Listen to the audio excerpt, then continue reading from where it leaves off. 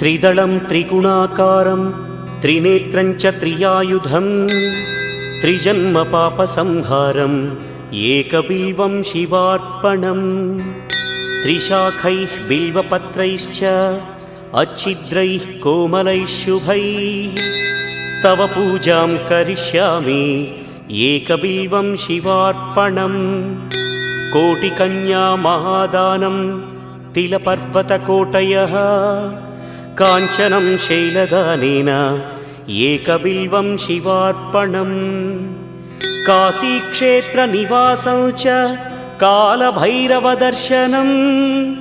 प्रयागे माधवं दृष्ट्वा एकबिल्वं शिवार्पणम् इन्दुवारे व्रतं स्थित्वा निराहारो महेश्वर नक्तं हौष्यामि देवेश एकबिल्वं